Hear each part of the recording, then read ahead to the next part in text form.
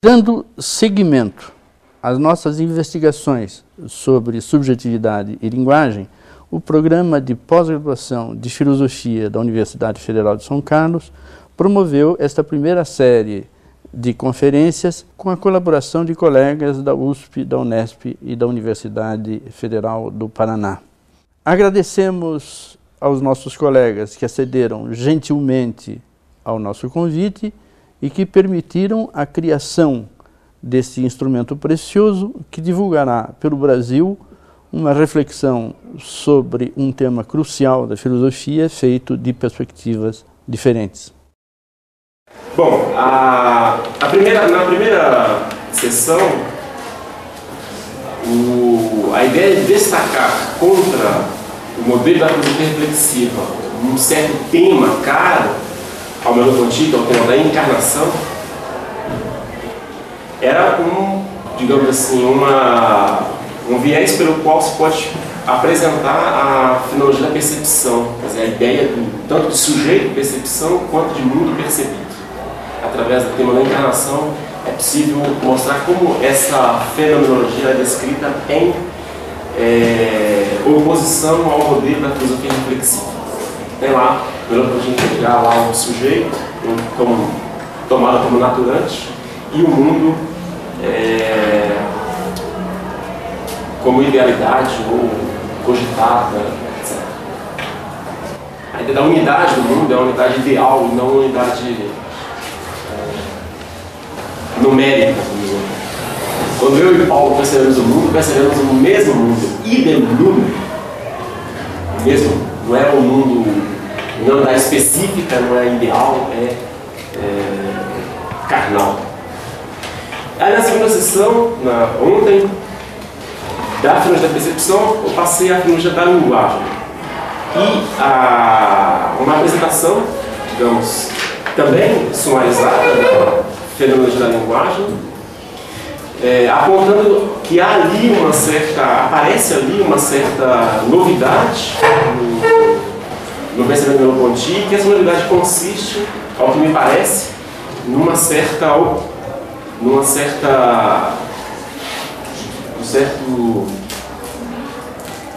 digamos assim, uma objeção, um desfazimento da noção do sujeito, um descentramento da noção do sujeito. Como se nos anos 40 ainda houvesse um resíduo de cartesianismo que a linguagem venha a ser o veículo de superação desse resíduo de cartesianismo. E hoje, então, eu vou agora mostrar como, retomando alguns temas relativos à percepção, a relação eu-mundo, a relação eu-outro, a relação tão silenciosa quanto linguística, como ela já se apropria da fenomenologia da linguagem, e nessa apropriação é que ela indica uma ontologia cujo modelo é um pouco diferente daquele dos anos 40. Bom, várias questões ficam de lado, estrategicamente de lado. Por exemplo, da primeira para a segunda sessão, isto é, da percepção à linguagem, deixei em suspenso, porque essa é uma questão muito difícil, né? Da passagem do mundo do silêncio, do mundo sensível, ao mundo das idealidades. Passagem da realidade, da percepção ao pensamento, é uma questão, na verdade, talvez é uma questão muito difícil, e há uma maneira mais tradicional de fazer essa relação de experiência e linguagem é pela relação de fundação, pela relação de fundação. Eu não toquei nesse assunto, então tampouco vou tocar hoje, na verdade.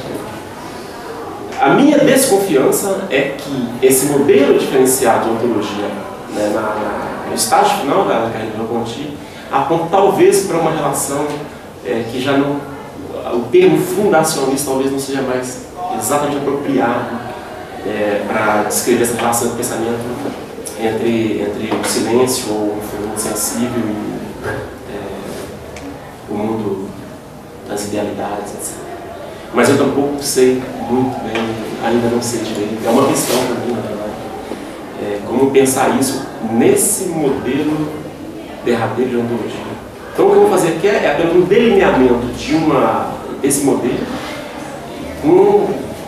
esperando que dele eu possa retirar alguns ganhos, e o principal dele seria mostrar se de fato há uma novidade no visível no que se refere a essa relação, e se ela pode ser pensada para além da ideia de fundação. Portanto, essa questão relativa à linguagem e o que a precede, eu deixei tanto em suspenso ontem, quer dizer, não toquei nela, como não tocarei agora, é um problema. Na verdade, é uma questão ainda para mim, uma questão em aberto, eu não sei respondê-la. Bom, dito isso, eu vou agora apontar essa autocrítica do meu pontinho, e dizer que nessa autocrítica, mostrar que nessa autocrítica que se prepara a ontologia. Relembrando um pouco, rapidamente, o que eu havia dito anteontem, melhor, eu notava lá que na fenomenologia da percepção, o meu pontinho procurava mostrar insistentemente que o mundo não é um espetáculo privado, é um lugar comum. Os textos do meu ponto de vista aparecem insistentemente. Que o corpo não constitui o mundo, por isso o sujeito de percepção é corpo, não é consciência, não é naturante. Que o mundo, portanto, não é um termo imanente do conhecimento, não é uma cogitata, não é uma realidade. Que a síntese perceptiva se faz na própria coisa e não em mim, justamente porque eu não sou naturante, não sou consciência. E que por isso mesmo, porque a síntese perceptiva se faz lá no próprio mundo, na própria coisa, os múltiplos aspectos com os quais ela me aparece são recolhidos por ela mesma. O mundo, portanto, tem sua individualidade, sem que a minha perspectiva sobre ele o transforme em mero correlato meu. Ele é meu, mas é lixista. Ele é de qualquer um. Portanto, ele não se converte em espetáculo privado na justa medida, na exata medida em que ele não é correlato de um ego cógito.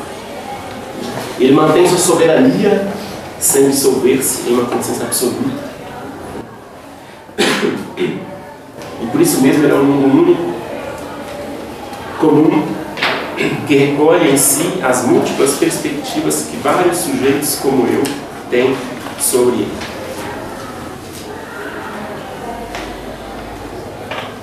A questão é a seguinte: a afirmação, a questão agora aqui é a seguinte: a afirmação de que o mundo, essa soberania do mundo, ela não garante ainda o fato de que ele é exposto a X, né? Não garante ainda uma efetiva coexistência de sujeitos. O Sartre, por exemplo, também diria a mesma coisa, mas não retiraria dali uma relação de intersubjetividade como quer tirar uma fonte. Essa coexistência, essa relação intersubjetiva tem que ser mostrada por um efetivo encontro com o outro, por um contato direto com o outro, e não por construção intelectual, não por analogia, etc. A insistência que a filosofia deve ser concreta, evidentemente, se espalha por todos os ramos, né, todos os temas dela. É um efetivo encontro com o outro e não por analogia, um fio.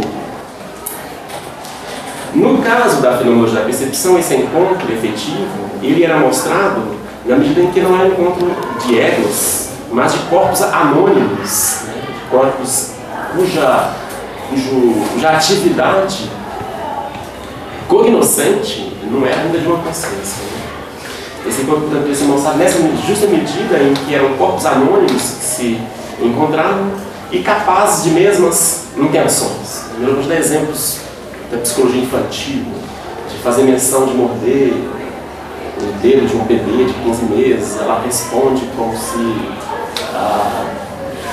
ela compreendesse. Ela também move a mordida. Bom, um bebê de 15 meses é só um corpo capaz de mesmas intenções que o meu. Isso é reconhecer o outro. Portanto, eu encontro o outro e não quando eu não gosto do problema da disputa de consciência, não existe isso no Merleau-Ponty aqui, mas quando percebo o outro. Aqui a força no termo perceber.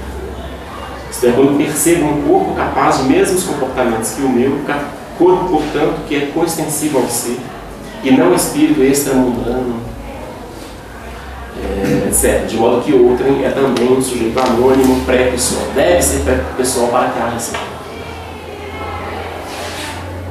Bom, em 45, é assim que o Merleau-Ponty escapa às antinomias que advém do enfrentamento de duas consciências, né? Já que um ego cógito ele termina por converter outrem em um valor para ele e por isso o subtrai nessa medida mesma da condição do sujeito para si, né? Quer dizer, não consegue aprender outrem como sujeito. Essa é a dificuldade da intersubjetividade. E daí porque o Merleau-Ponty ele chega a afirmar isso, ele chega a afirmar que a experiência de outrem, melhor do que qualquer outra, impõe um limite decisivo às pretensões da consciência absoluta. Uma espécie de interdição da evolução copernicana através da intersubjetividade. Portanto, esses múltiplos sujeitos podem coexistir justamente nessa medida, quando são sujeitos anônimos, consagrados ao mesmo. Ora, isso no que se refere a 1945, a fenomenologia da percepção. E à primeira vista, a fenomenologia da linguagem, desenvolvida logo depois, ela abre uma perspectiva semelhante. Afinal, também a linguagem não remete a um sujeito constituinte, também é nela que se faz a síntese, pois é nela que o sentido é germinado, e por isso mesmo esse sentido não é apenas nosso, mas presuntivamente é universal. Um modelo de descrição muito parecido com o da fenomenologia da percepção. Não se põe ali um naturante, e nessa medida então parece que os dois movimentos são análogos. Portanto, a minha fala, que produz os meus pensamentos, ela é tal que ela se mostra participada por X. Ou pelo menos por aqueles que falam a mesma língua que eu. Seria o caso, então, analogamente àquilo que se passava em 45, de mostrar um efetivo encontro com outrem, no caso agora, a comunicação com outrem, o encontro agora via linguagem, isto é, o diálogo. Ora, no entanto, não é isso que Merleau-Ponty faz. Não é imediatamente isso que ele faz no momento em que ele aborda a relação linguística com o outrem. Curiosamente, ele volta àquela relação silenciosa, quer dizer, aquela percepção de outrem que era o tema de 45, né? Não o diálogo. Ele volta a essa relação silenciosa para reescrever a percepção de outrem. E é aqui que a fenomenologia de 45 começa a ser reescrita. Isso está, sobretudo, na Prosa do Mundo, em um texto chamado Merleau-Ponty na Sorbonne, os cursos que ele deu entre 49 e 52, que ele trata a cadeira dele naquela época era a cadeira de psicologia infantil. Ele achou um jeito de tratar que as emendas do curso pediam e ao mesmo tempo resolvendo problemas seus pessoais filosóficos. Bom, lá ele diz mais ou menos assim: se outrem é sujeito, é por isso que é um problema de outro, esse objeto materialista. Se outrem é sujeito, então ele é um outro eu mesmo. Há um duplo de mim mesmo, uma imagem de mim, e que não sou eu. Há um eu que é outro. É isso. Basicamente, esse é o problema de outro. Esse problema era já também da fenomenologia, da percepção, mas com a significativa diferença de que ali esse problema, em 45, era desdobrado em dois momentos. Dois momentos que não consistiam apenas em fazer casar solipsismo e coexistência. Assim como em si paradoxo, como habitual no atual, as antinomias são sempre resolvidas, né? Sempre uma pacificação no meu ponto. Bom, o problema de outrem na fenomenologia de 45 é desdobrado em dois momentos, que o tem, como sempre, pacificado, resolvido. Esses dois momentos são os seguintes. No primeiro, a percepção de outrem me assegurava a percepção de um sujeito, mas era então um sujeito anônimo, um corpo consagrado ao mundo. Depois, esse outro sujeito se afirmava como uma existência que não se reduzia ao comportamento percebido por mim. Eu posso ser solidário ao luto de Paulo, mas eu não viverei o luto de Paulo tal como Paulo o vive. Portanto, aqui, aquém dos atos em que outrem se engaja, lá em 45, Merleau-Ponty vislumbrava um saber de si, um fundo que distinguia a situação vivida por outrem da situação tal como ela se apresenta a mim. Ou seja, ele divisava ali, ele vislumbrava ali um si, um cógito que ele denomina cógito tácito. Os dois momentos constituíam um único fenômeno, pacificavam, né? Da seguinte maneira: Merleau-Ponty dizia assim: eu encontro-me situado no mundo em um presente vivo, é lá que nós nos encontramos, mas essa situação não é um dado para mim, ela não é estranha para mim, porque eu sou dado não apenas ao mundo, mas também a mim mesmo, de modo que eu não me reduzo ao que outrem percebe de mim. Inversamente, esse fundo solipsista não me permite fechar-me em mim mesmo e constatar-me em plena transparência, em uma adequação perfeita. Ao contrário, estou irremediavelmente engajado em uma situação de modo que só posso aprender através do mundo. O circuito da ipseidade, no caso, o mundo está incluído nele, atravessa o mundo para se falar em ipseidade. É por isso que o fundo solipsista ele se engaja com outro momento da coexistência, de estar no mundo. De modo que eu só posso aprender-me através do mundo, não há adequação perfeita, não há o quarto escuro, né, onde eu me recolho dentro de mim mesmo, etc. É por isso que daí tem uma êxtase tão cara aos fenômenos. Eu não sou um ego posto, uma coincidência comigo mesmo, etc, etc. Portanto, havia lá em 45 uma pluralidade de eus, mas eus irremediavelmente situados no mundo. E, portanto, é coexistência. Então, o 45 era mais ou menos esse modelo que vigorava lá na fenomenologia. Se agora passarmos à prosa do mundo de 52, o que nós podemos constatar é que esse problema parece ser posto no primeiro instante do mesmo modo. O outro é o eu, portanto, o sujeito, mas é o eu que não sou eu, que, portanto, se afirma como outro, como alter ego.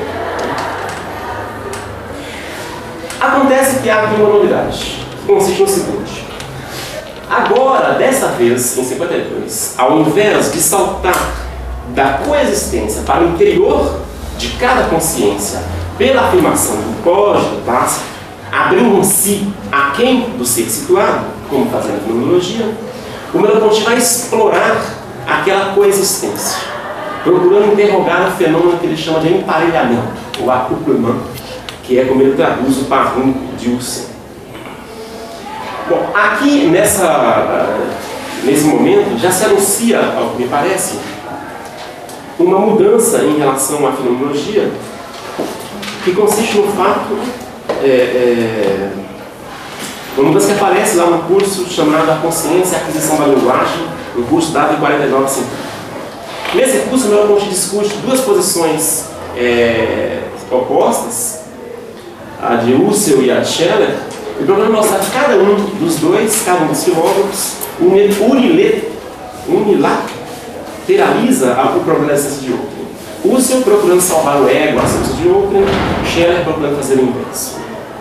Embora Husserl tenha se orientado em direção à intersubjetividade lá nas meditações cartesianas de 29, ele não abriu mão do código e por isso não chegou a uma verdadeira intersubjetividade como ele pretendia na letra do texto. Scheller, ao contrário, renuncia ao ego código e parte da indiferenciação total entre mim e outro, mas torna impossível a consciência de si, a de outrem como alter ego, pois a consciência se desvanece no anonimato e assim não alcança a distinção entre si mesma e outro. A solução de Merleau-Ponty consiste não em suprimir a oposição inicial entre mim e outro, mas em mostrar que, eu cito, o eu poderá encontrar outrem pelo aprofundamento da experiência vivida. É preciso ligar a noção de ipseidade à de situação. Dizer, o que, me parece, já fazia a fenomenologia da percepção. Mas aí vai ser um dado novo.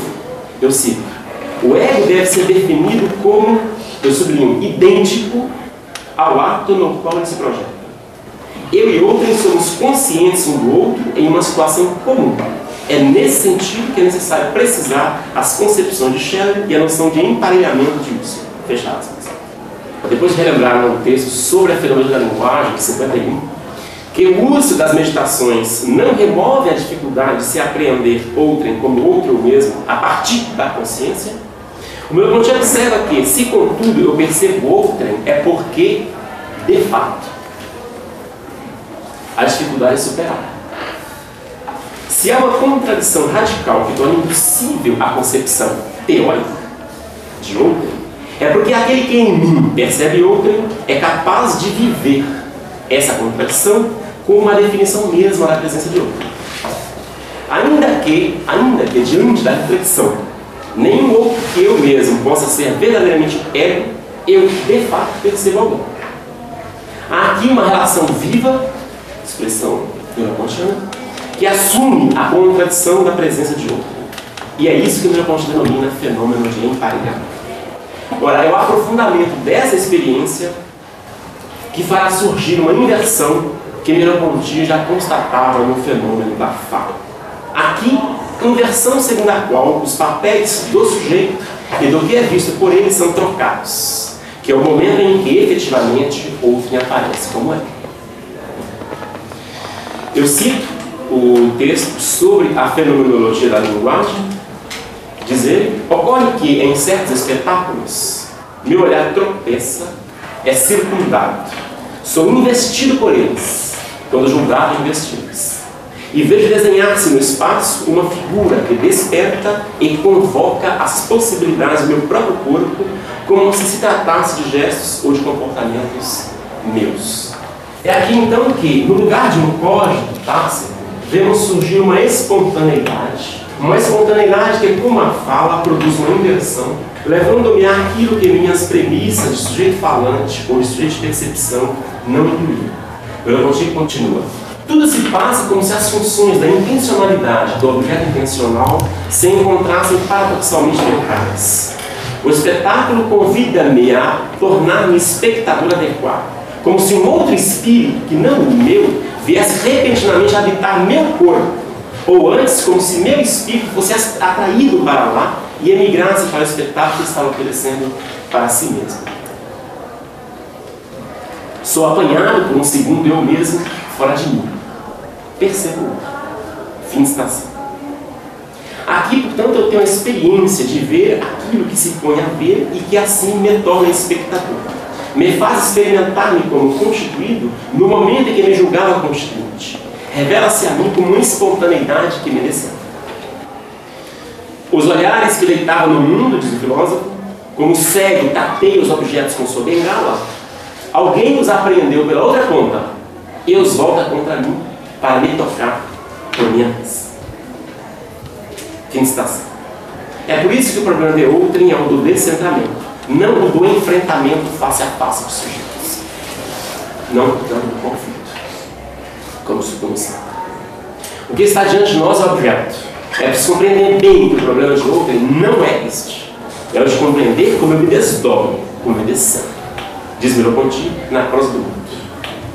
Ora, era exatamente isso que a fenomenologia da percepção ignorava.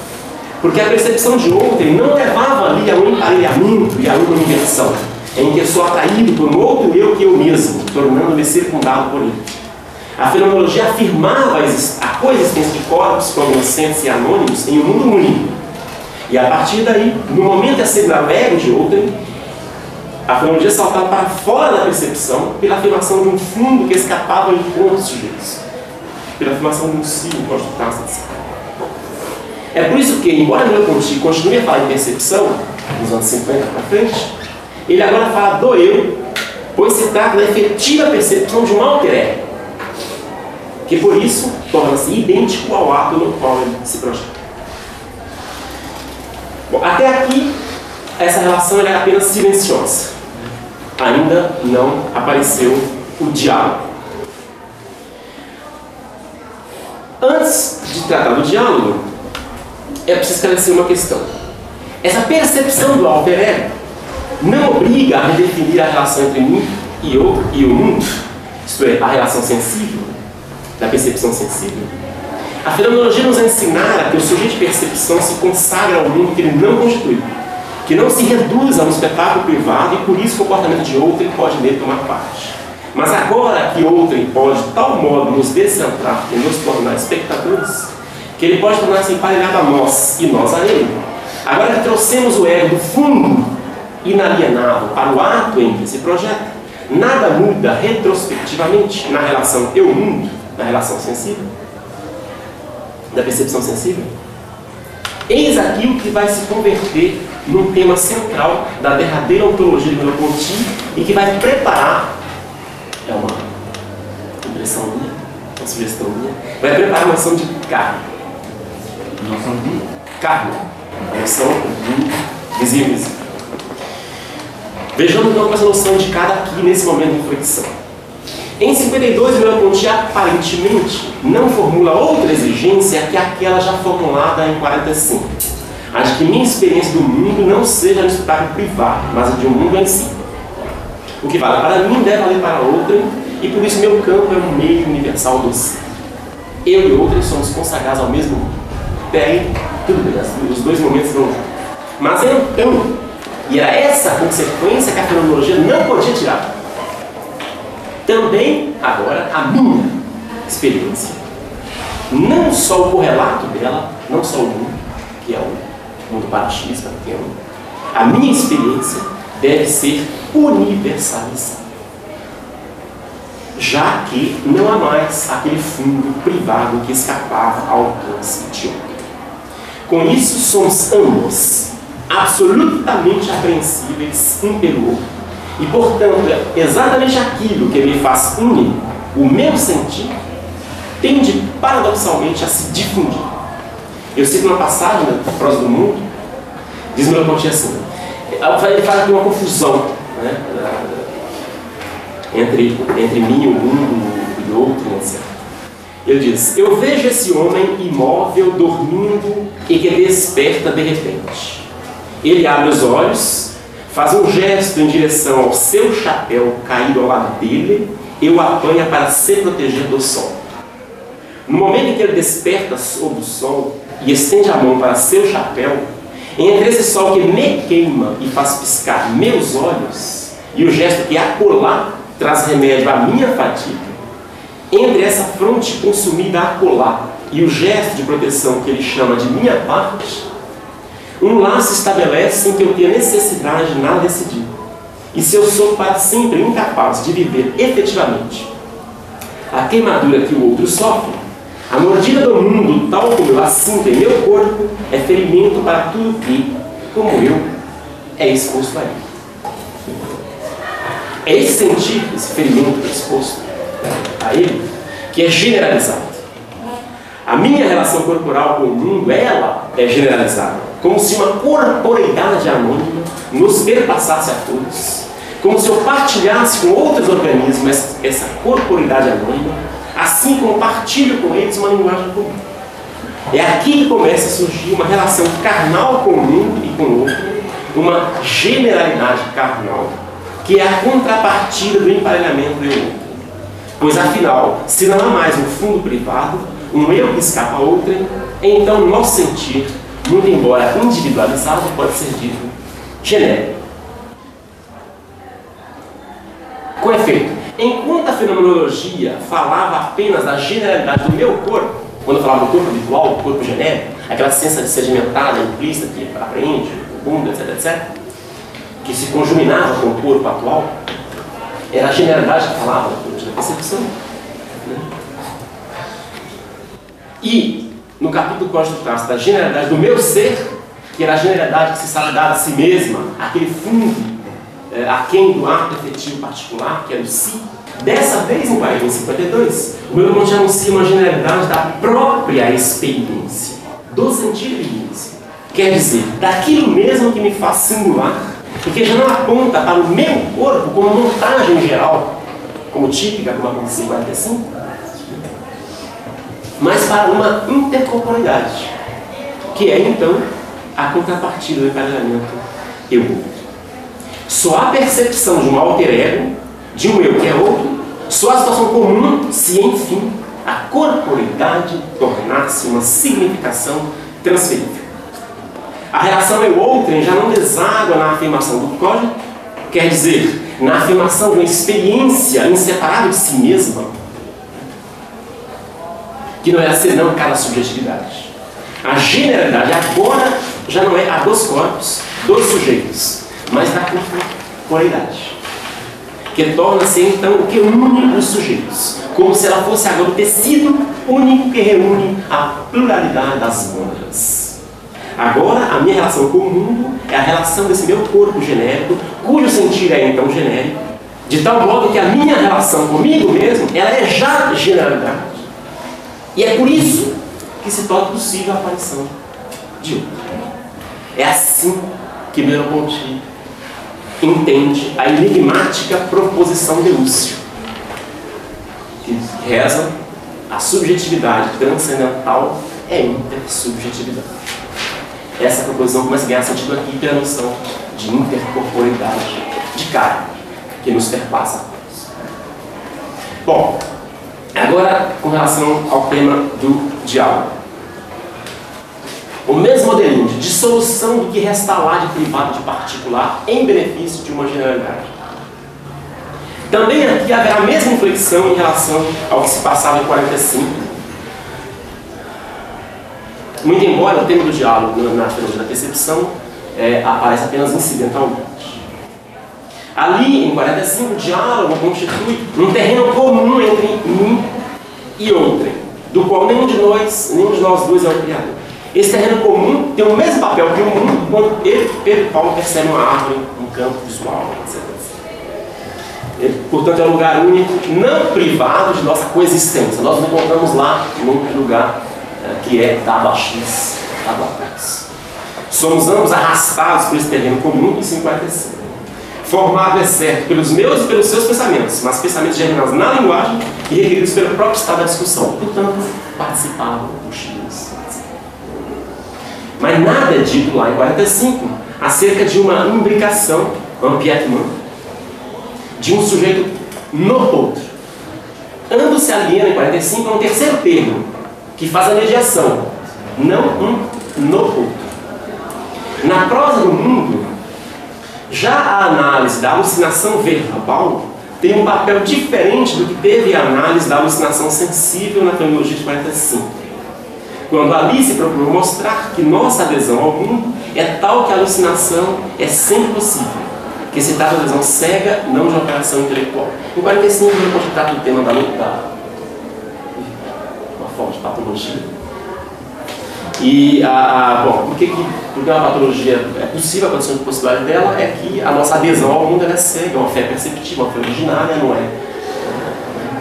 Tanto o que tomemos pó de arroz por veneno, a condição para isso é semelhante àquela pela qual o sujeito normal também está engajado, aderido ao mundo, e o fato de que essa adesão tem a natureza de ser uma fé originária, isso torna possível a alucinação. Era mais ou menos assim, muito grosso modo, que ele tratava da alucinação sensível, né, em 45. Agora, quando ele vem ao tema da alucinação verbal, quando trata do diálogo com o outro, já não se trata mais apenas de mostrar que a fala não vem de uma operação intelectual. Não se trata mais de dizer que não há um naturante. Isso não basta, não é mais suficiente. Que o eu puro não poderia falar, porque o eu puro, adequado a si mesmo, não poderia entrar um sistema que o ultrapasse. Não, agora, quando tem a alucinação verbal, ele vai um pouco além disso, um pouco além da ideia de que o naturante é um mau caminho. Dessa feita, não se trata apenas de falar que a fala não vem de uma operação intelectual, de um eu puro, né? Mas de ir além, mostrando que pela fala sou posto em presença de um outro eu mesmo. A análise das condições de possibilidade da alucinação já remete, portanto, ao emparelhamento eu-outro. De início, é necessário, para que haja uma alucinação verbal, é necessário que a fala seja de tal natureza que variações doentias sejam permanentemente possíveis. Mas se essas possibilidades remetem agora a uma despersonalização, já não é simplesmente porque o eu puro é posto em xeque, como é 45, mas porque ele é posto em xeque pela fala de um outro eu. Quer dizer, porque um outro eu me descenda pela fala. Eu sinto. Se acontece de o doente crer que ele fala, quando é ele que efetivamente fala, o princípio dessa alienação se encontra na situação de todo homem. Como sujeito encarnado, sou exposto a outro, como aliás, outrem a mim mesmo. E eu me identifico a ele que fala diante de mim. Fim de citação. Por isso, falar e ouvir não são operações distintas, pois ambas supõem a mesma imbricação do sujeito no outro, pela qual o outro é transportado para a minha perspectiva ou eu para a dele. Ou eu me projeto em outrem, ou ele se introjeta em mim. Ou minha fala, como provam suas respostas, toca nele suas significações, ou a fala dele toca em mim minhas significações. De tal modo que cada uma dessas operações, um sujeito é desfeito e refeito pelo outro. Eis as condições de possibilidade da alucinação verbal. Não basta mais apenas recusar o eu puro, naturante, etc. Escutar a fala de outrem não é ter percepções auditivas, como se eu fosse passivo diante dela. O que supõe distância, diferença entre mim e outrem. É ser de tal modo envolvido por outro, levado por ele, ou antes pela fala, que seu discurso parece ecoar não para mim, mas em mim. E assim, escutando, eu também falo, e não sou mais passivo. E falo segundo o que diz o outro. De modo que se rompe aquela distância entre mim e ele, e eu não sei mais o que é de mim, o que é dele. Outrem é meu duplo, meu gêmeo, pois o que ele fala, ele me faz falar com ele.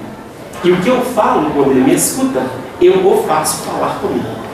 A comunicação, diz Merleau-Ponty, supõe-se naquele que escuta uma retomada criadora daquilo que é ouvido. Eu me torno aquele que escuta.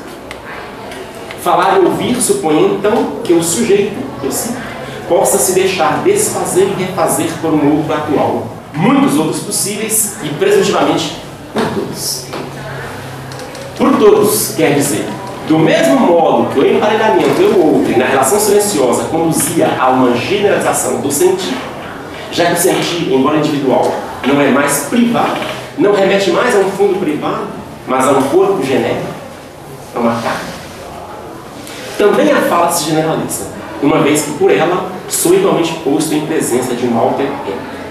Se a fala de outrem pode, de tal modo, introduzir-se em mim, tocando-me no que tenho de mais individual, se a fala de outrem pode ecoar em mim e fazer-me falar segundo ela própria, é porque essa fala é participável por todos, participável por X. É porque ela é genérica.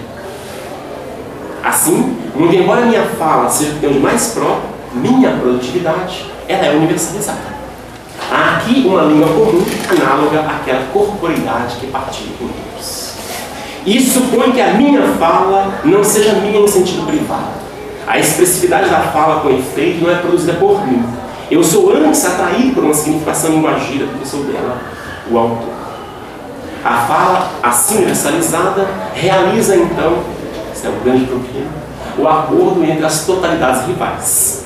Mas não porque ela é o terceiro termo no qual as totalidades se encontram, como era o modelo de 45, mas porque ela transforma uma na outra, porque ela abole os limites do meu e do não meu, de mim como sujeito e de outrem como objeto. O acordo entre mim e outrem, portanto, entre nós como sujeitos falantes, vem de que nós apenas continuamos, retomamos um mesmo esforço mais velho que nós, sobre o qual somos enxertados, e que é a manifestação, o devir da verdade.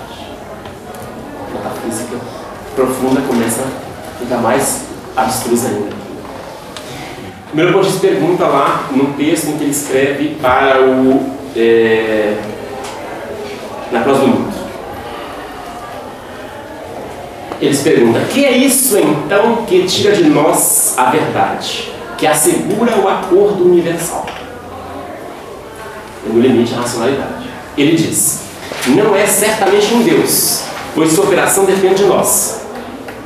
Não é um gênio maligno, pois ele traz a verdade. Não é a condição humana. Ou, se é humano, é no sentido em que o homem destrói a generalidade da espécie e se faz admitir outros em sua singularidade a mais recuada. É ainda chamando-o fala ou espontaneidade que melhor designaremos este gesto ambíguo que faz universal como singular e sentido por nossa vida. Fim de citação. Eis aqui, em suma, é o que eu pretendo, os novos elementos que a fenomenologia desconhece e que preparam a ontologia do ser de indivisão. Desde o momento em que a fala aparece como uma espontaneidade que descentra o sujeito, ela já exige alguma coisa que a fenomenologia não podia oferecer. Um sujeito que se permita desfazer e refazer por qualquer outro, que seja, portanto, descentrável, sem reservas, perpassável por uma generalidade, e assim parte dela. A relação silenciosa com outrem trouxe à luz a mesma exigência. O sujeito é descentrado, de tal modo circundado por outrem que ambos se revelam carne da mesma carne, partes daquela corporidade amante. E por fim, o diálogo mostra igualmente o descentramento do sujeito, a necessidade que o sujeito se transforme no outro e assim tornem-se partes de um mesmo mundo cultural, a ponto de cada um deles, ao falar, retomar sempre o mesmo e único esforço, e que é o dever espontâneo, na verdade, a reuni-los todos em um só tecido. Tudo se passa como se a fenomenologia, justamente porque começava por colocar um sujeito e não conhecia outra generalidade, senão a próprio sujeito, não conseguisse promover o acordo entre a finitude universal, entre o singular e o universal, que é o problema derradeiro da racionalidade. Diz Merleau-Ponty, o estudo da percepção só podia nos ensinar uma má ambiguidade. A mistura da finitude e da universalidade, da interioridade e da exterioridade. Em contrapartida, porque agora descentrou o sujeito, encontrando uma espontaneidade que o conduz, Merleau-Ponty parece então superar aquela dificuldade. Ele continua, mas há no fenômeno da expressão uma boa ambiguidade. Isto é, uma espontaneidade que realiza o que parecia impossível, a considerar os elementos separados, que reúne em um só tecido a pluralidade das mônadas, o passado e o presente, a natureza e a cultura. De modo que, se começou por retomar e dar continuidade à fenomenologia, essa retomada mesma obrigará a reescrever a obra de 45. É essa reescrita que é a ela que Merleau-Ponty se dedica no final dos anos 50, no Visível e Invisível, e é ela que ele vai denominar ontologia indireta ou ontologia do ser de indivisão. Bom, quais são rapidamente os elementos dessa que esse momento de inflexão permitem compreender nessa ontologia final, nessa ontologia derradeira? Eu vou fazer um delineamento bastante rápido, bastante apressado, insistindo em que a noção de generalidade que aparece aqui nesse momento é ela que será radicalizada nessa derradeira ontologia. A generalidade da carne, que esse momento de inflexão preparou, implica uma unidade do ser, de que agora o corpo estesiológico será o modelo. Aquele exemplo do Merleau-Ponty, em que ele diz: minha mão que toca, sentida do interior, é também acessível por fora. Ela própria é tangível pela outra mão. Minha mão se abre para um ser tangível de que ela também faz parte. Eu cito: por esse cruzamento nela, do tocante do tangível, seus próprios movimentos se incorporam ao universo que interrogam. São reportados ao mesmo mapa que ele. Os dois sistemas se aplicam um sobre o outro. É a mesma carne. Os dois sistemas se aplicam um sobre o outro como as duas metades de uma laranja. Fim de estação.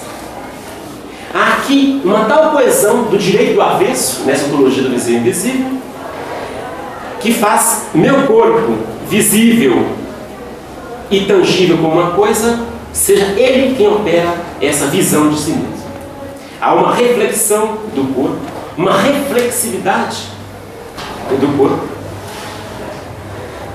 O fato de se tocar e ser tocável, isso é perpassado, isso é generalizado para todo o sistema da carne, todo o sistema da generalidade. Há, portanto, essa reflexividade do corpo que confirma essa relação de princípio. Isso que denomina uma harmonia pré-estabelecida entre evidente e visível, entre tocante e tangível. Eu que vejo o visível, diz Merleau-Ponty, não vejo no fundo nada. Uma referência ao Sartre. Né? Dele, rigorosamente contraditório, como sujeito objeto. Mas o vejo do meio dele. Eu, o vidente, também sou visível. O ser não está diante de mim. Ele me envolve, me atravessa. Minha visão do ser se faz do meio do ser. Aquele que olha e olhar, como diz Merleau-Ponty na expressão dele, é uma palpação. A visão é uma palpação pelo olhar. Aquele que olha não é ele próprio estranho ao mundo que olha. A visão deve se inscrever na ordem do ser que ela nos desvela. Eu cito: uma vez que vejo, é preciso que a visão seja duplicada por uma visão complementar ou por uma outra visão, eu mesmo visto de fora, tal como se um outro me visse, instalado no meio do visível. Aquele que vê não pode possuir o visível, a não ser que seja por ele possuído. Fim de citação. Ou seja, eu pretendo que esse modelo do corpo estesiológico, um pouco reflexivo, só faz sentido na medida que você tem a noção de carne já, de generalidade já preparada. O que Merleau-Ponty aqui busca é uma noção de identidade pela afirmação da unidade do ser, que não pode ir até a ideia de coincidência, a ideia de superposição, a ideia de simpatia, a ideia bergsoniana. Mas identidade é um lado entre vidente e visível, entre que vê e que é visto, que seja conjuminada com a noção de diferença. Mas essa diferença, por sua vez, não pode ir até a contradição. A identidade não pode ir até a simpatia, até a coincidência, e a diferença não pode ir até a contradição. É esse modelo que Merleau-Ponty busca. Eu cito uma passagem em que ele faz essa descrição de uma visão. A ideia aqui é recusar que haja uma coincidência absoluta com uma coisa, ao mesmo tempo uma diferença absoluta com outra. Ele diz, e aqui acho eu uma dupla referência, do lado Alberto e do lado Sartre. Eu cito: o que propomos aqui não é um retorno ao imediato, a coincidência, a fusão efetiva com o existente. As coisas visíveis à nossa volta repousam em si mesmas. E seu ser natural é tão pleno que parece envolver seu ser percebido, como se a percepção que temos dela se fizesse únicas.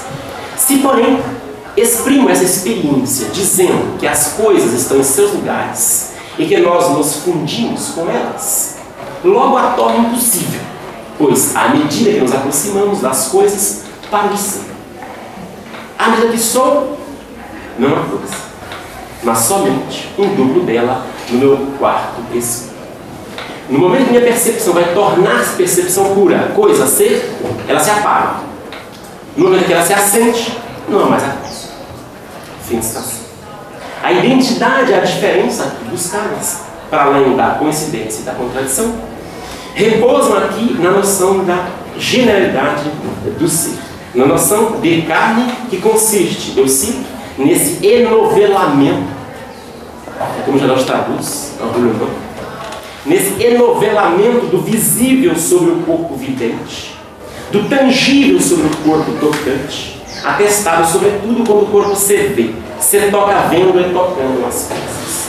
Fim de citação. Eis aqui a ideia de uma massa interiormente trabalhada, esse ser de indivisão, que reúne a pluralidade, que levará o Merleau-Ponty a denominar a sua ontologia de endoontologia. E é para compreendê-la, para compreender esse novo meio formador do objeto do sujeito, que ele parece recorrer à noção de identidade, de diferença, que ele parece recorrer ao Kant pré-crítico, o Kant da grandeza negativa. Vai ser o negativo, a sugestão que eu faço, vai ser a ideia de ser duplicado de nada que vai permitir a Merleau-Ponty dar conta desse meio, esse novo meio formador do sujeito objeto, essa carne, esse ser de visão interiormente trabalhado. Em O Filósofo e Sua Sombra, de 1959, o Merleau-Ponty afirma o seguinte, eu cito: os animalia e os homens são isto, dois pontos. Seres absolutamente presentes que têm um sulco de negativo. Um corpo perceptivo que eu vejo é também uma certa ausência, que seu comportamento cava e organiza por trás dele. As negatividades contam também no mundo sensível, que é decididamente o universal. Fim de citação. Me parece que é por procurar dar conta dessa noção de caso, noção de generalidade, que ao mesmo tempo deve assumir uma identidade que não implica uma coincidência, uma diferença que não implica uma tradição.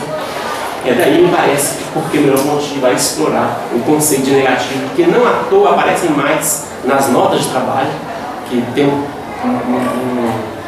tom de ensaio, de quem está ainda tateando e buscando alguma coisa.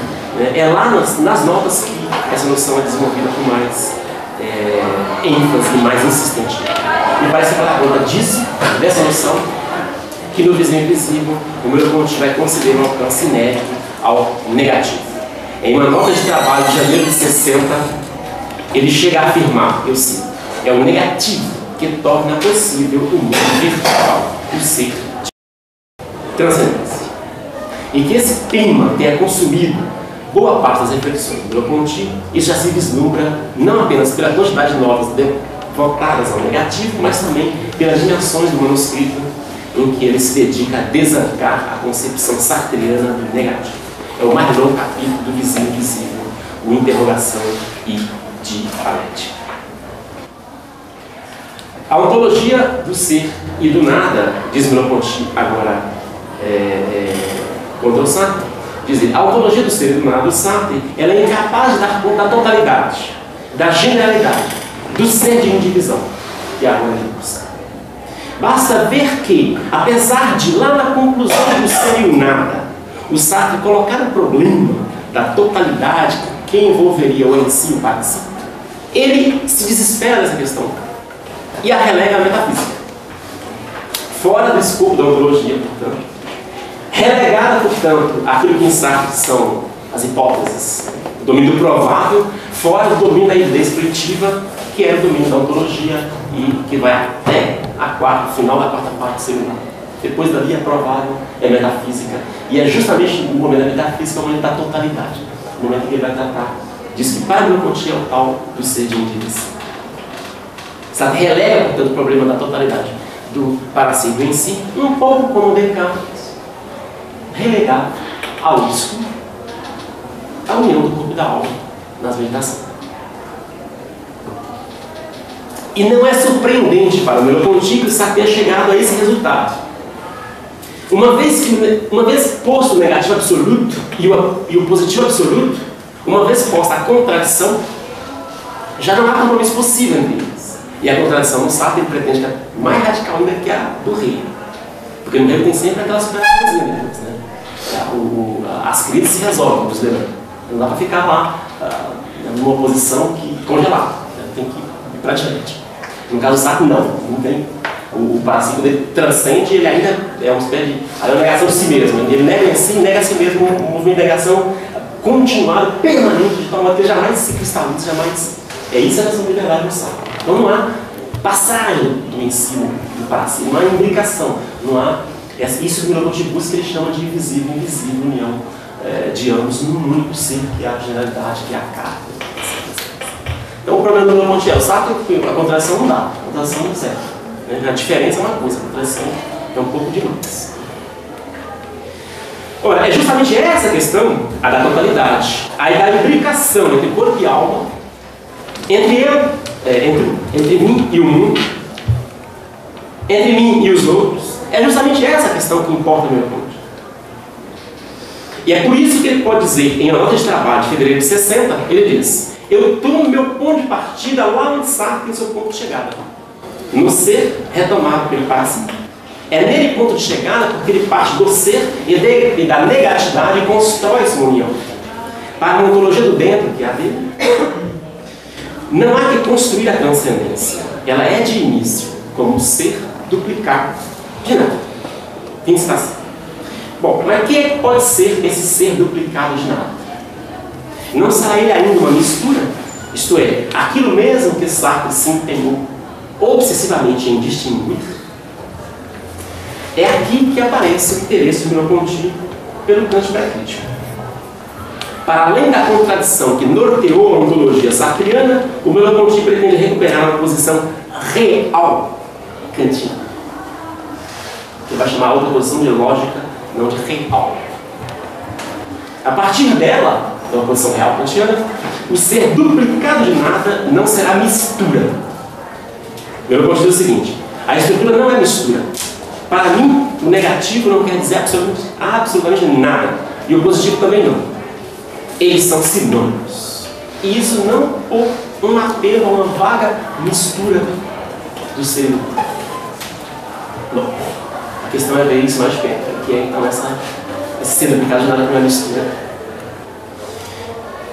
Uma célebre intervenção, uma intervenção célebre de Boulevard de 59, dedicado ao tema do inconsciente.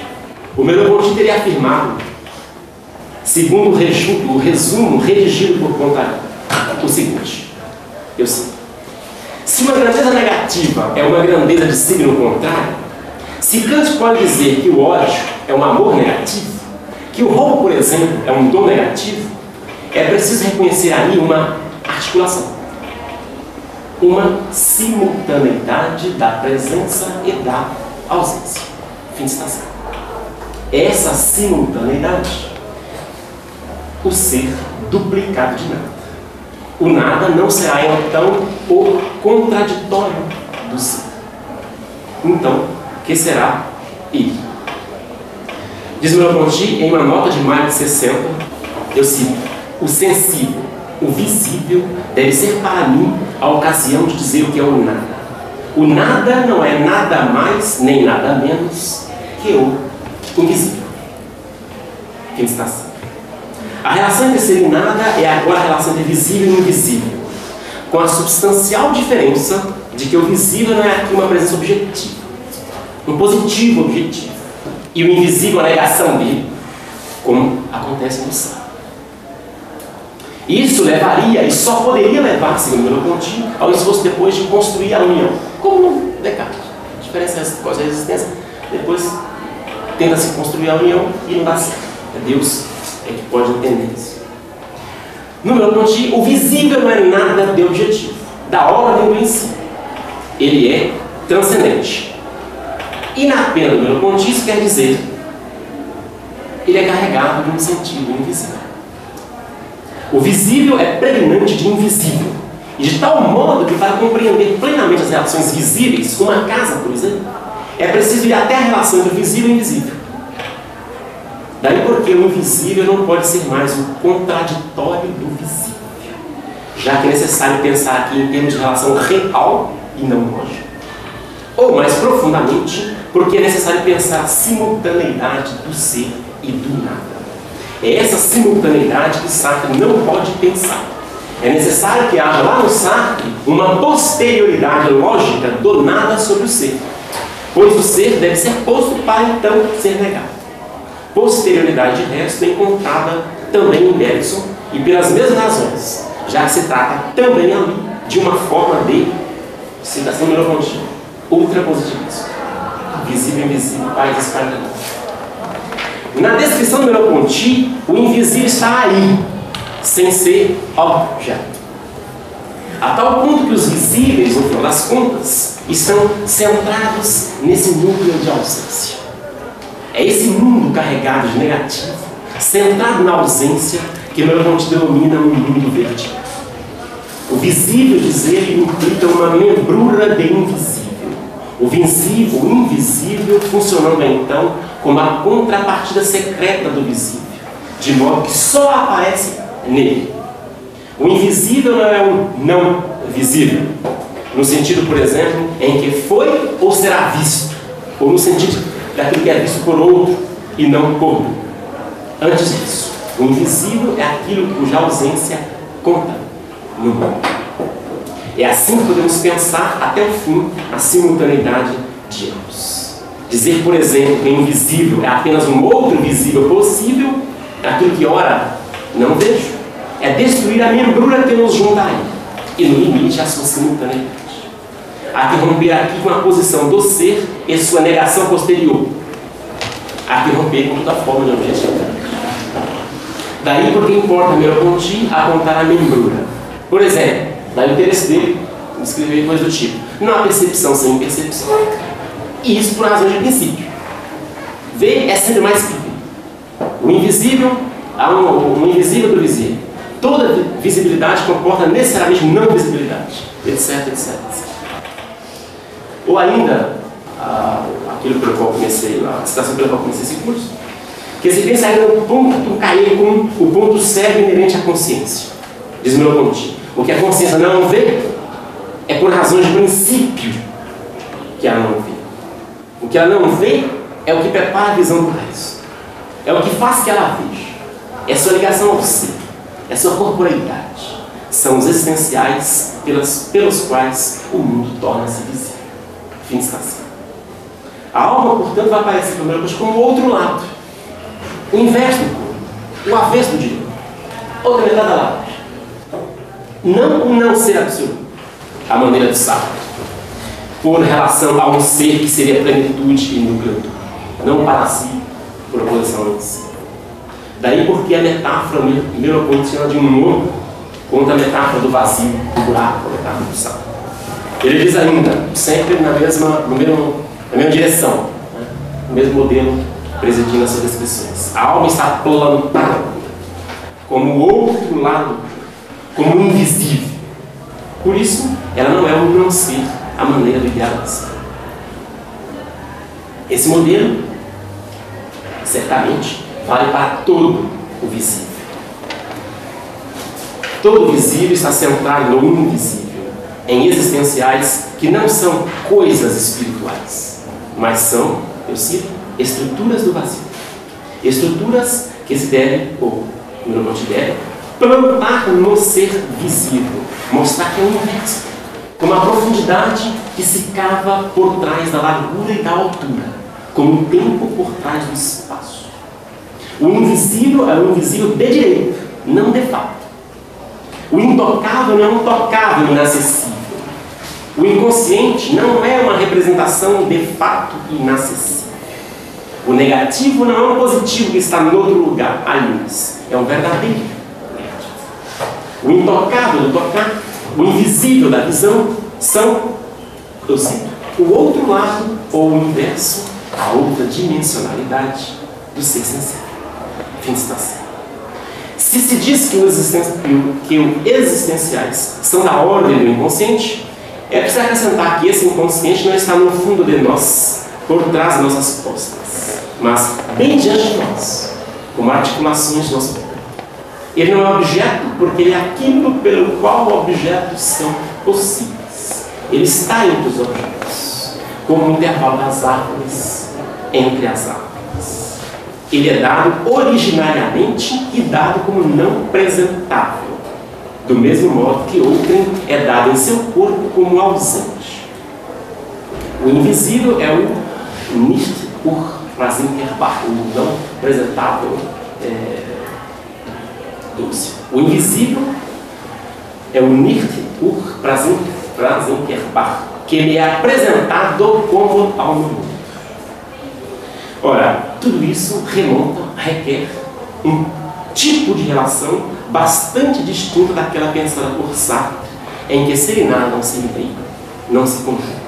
É preciso pensar antes, como Kant fizera, a simultaneidade da presença e da ausência. Uma relação real, pela qual ser e nada, visível e invisível, tocável e intocável, se imbricam um no outro, pela qual um está em quiasma com o outro, em relação, segundo os termos kantianos, de oposição real. Esse me parece, era isso que eu queria mostrar, o modelo mesmo pelo qual deve cessar a contradição entre nossa atividade e nossa passividade. Entre mim e o mundo. Entre mim e o outro. E, é isso que eu não tenho muita certeza, mas eu acho assim, entre o mundo sensível e a idealidade. Era isso.